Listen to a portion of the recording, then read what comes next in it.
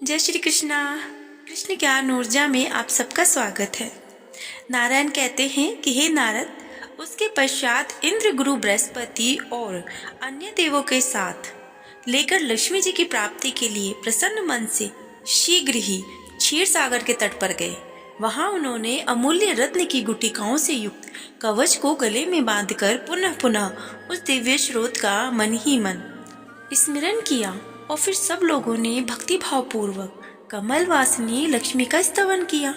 उस समय उनके सिर भक्ति के कारण झुके हुए थे और अत्यंत हीनतावश नेत्रों से आंसू छलक आए थे। उनके द्वारा की गई स्तुति को सुनकर सहस्त्र दल कमल पर वास करने वाली तथा सैकड़ों चंद्रमाओं के समान कांतिमयी महालक्ष्मी तुरंत ही वहां प्रकट हो गई। तो मुने उस जगत माता की उत्तम प्रभा से सारा जगत व्याप्त हो गया। उसके पश्चात जगत का पालन पोषण करने वाली लक्ष्मी ने देवताओं से यथोचित हितकारक और सारूप वचन कहे। देवी लक्ष्मी ने कहा, बच्चों, तुम लोग ब्रह्म श्राप के कारण भ्रष्ट हुए हो, अतः मेरा तुम लोगों के घर जाने का कोई विचार नहीं है। इस समय मैं ऐसा करने में समर्थ नहीं हूँ, क्योंकि मैं ब्रह्म श्राप से डर रही हूँ।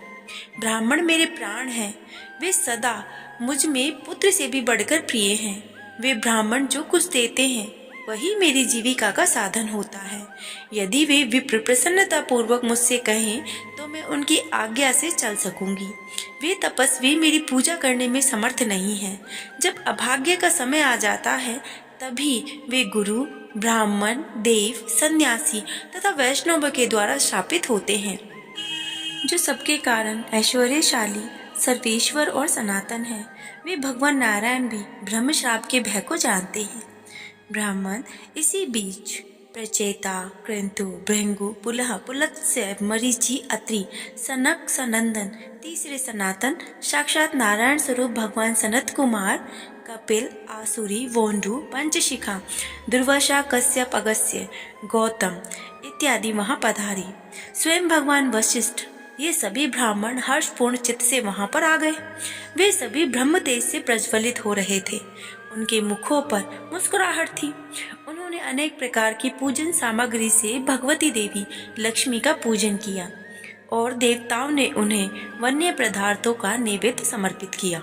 उन सभी मुनीश्वरों ने हर्ष के साथ उनकी स्तुति करके भक्ति पूर्वक उनका आराधना शुरू किया और कहा, हे जगदम्बे, आप देवलोक तथा मर्त्य लोक में पधारिए। उनका वह वचन सुनकर जगत जननी थोड़ी संतुष्ट हो गई और फिर ब्राह्मणों की आज्ञा से निर्भय हो चलने के लिए उद्यत होकर उनसे बोली। माता लक्ष्मी कहती हैं कि हे विप्रवरों, मैं आप लोगों की आज्ञा से देवताओं के घर तो जाऊंगी, किंतु भारत वर्ष में जिन जिन के घर नहीं जाऊंगी उनका विवरण आप सुन लीजिए। पुण्य आत्मा, गृहस्थों और उत्तम नीति के जानकार नरेशों के घर में तो मैं स्थिर रूप से निवास करूंगी और पुत्र की भांति उनकी रक्षा करूंगी। जिस जिस के प्रति उनके गुरु, देवता, माता पिता, भाई बंधु, अतिथि, पितृ लोग रुष्ट हो जाएंगे, उनके घर में कभी नहीं जाऊंगी। जो मिथ्यावादी, पराक्रमहीन और दुष्ट स्वभाव वाले होंगे तथा मेरे पास कुछ भी नहीं है, जो सदा ये कहते रहते हैं, मैं उनके घर भी बिल्कुल नहीं जाऊंगी। जो सत्यहीन, धरोहर हड़प लेने वाला, झूठी गवाही देने वाला, विश्वासघाती, कृतज्ञ है, उनके घर भी मैं नहीं जाऊंगी। जो चिंताग्रस्त, भयभीत, शत्रु के चंगल में फंसा हुआ, महान पापी, कर्जदार और अत्यंत कृपण होगा, ऐसे पापियों के घर भी मैं नहीं जाऊंगी। जो दीक्षाहीन, शोकार्त, मंदबुद्धि तथा सदा स्त्री के वश में रहने वाला है तथा जो कुल्टा स्त्री का पति अथवा पुत्र है, उनके घर भी मैं कभी नहीं जाऊंगी। जो दुष्ट वचन बोलने वाले और झगड़ालू हैं, जिनके घर में निरंतर कलह होता रहता है तथा जिनके घर में स्त्री का स्वामित्व होगा, ऐसे लोगों के घर भी मैं नहीं जाऊंगी। जहाँ श्री हरि की पूजा, उनके गुणों का कीर्तन नहीं होता होगा, जहाँ उनकी प्रशंसा में उत्सुकता नहीं होती होगी, मैं वहां भी नहीं जाऊंगी। जो कन्या, अन्न, वेद को बेचने वाले, मनुष्य घाती और हिंसक होंगे, उसका घर नरक कुंड के समान है, अतः मैं उसके घर भी नहीं जाऊंगी। जो कृपणतावश माता पिता भार्या गुरु पत्नी गुरु पुत्र अनाथ बहन और आश्रयहीन बांधवों का पालन पोषण नहीं करता, सदा धन संग्रह में ही लगा रहता है, मैं उसके घर भी नहीं जाऊंगी। जिसके दांत वस्त्र मलिन, मस्तक रूखा और ग्रास और हास विकृत रहते हूँ, उनके घर भी नहीं जाऊंगी। जो मंदबुद्धि मल मूत्र का परित्याग करके उस पर दृष्टि डालता है और गीले पैर सोता है, मैं उसके घर भी नहीं जाऊंगी।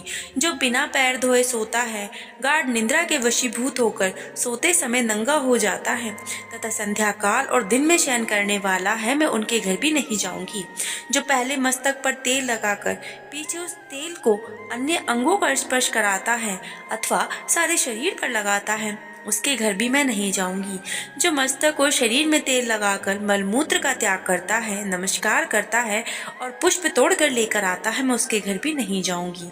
जो नखों से तृण तोड़ता हो, नखों से भूमि कुरेदता हो तथा जिसके शरीर और पैर में मैल जमी रहती हो, मैं उसके घर भी नहीं जाऊंगी। जो अपने द्वारा तथा पराये द्वारा दी हुई ब्राह्मण की और देवता की वृत्ति का अपहरण करता है, वह ज्ञानशील ही क्यों ना हो, मैं उसके घर भी नहीं जाऊंगी। जो मूर्ख कर्म करके दक्षिण नहीं देता, षट पापी और पुण्यहीन होगा, तो मैं उसके घर भी नहीं जाऊंगी। जो मंत्र विद्या से चलने वाला, ग्रामजयी, वैद्य, रसोइया, देवल, उनके घर भी मैं नहीं जाऊंगी। जो क्रोधवश विवाह अथवा धर्म कार्य को काट देता है तथा जो दिन में स्त्री प्रसंग करता है, मैं उसके घर भी नहीं जाऊंगी। तो हे नारद, इतना कहकर महालक्ष्मी देवी अंतर्ध्यान हो गई। फिर उन्होंने देवताओं के ग्रह तथा मृत्युलोक की ओर देखा तथा सभी देवता और मुनिगण आनंद पूर्वक महालक्ष्मी को प्रणाम करके शीघ्र ही अपने अपने वास स्थान को चल पड़े। उस समय उनके ग्रहों को शत्रुओं ने छोड़ दिया तथा वे सुहृदयों से परिपूर्ण हुए। तो हे मुने, फिर तो स्वर्ग में दुभुम्बियां बजने लगी और फूलों की वर्षा होने लगी। इस प्रकार देवताओं ने अपना राज्य और स्त्री लक्ष्मी को प्राप्त कर लिया था। बस इस प्रकार मैंने लक्ष्मी के उत्तम चरित्र का, जो सुखदायक, मोक्षप्रद और सार रूप, उसका वर्णन कर दिया है। तो तुम अब मुझसे और क्या सुनना चाहते हो?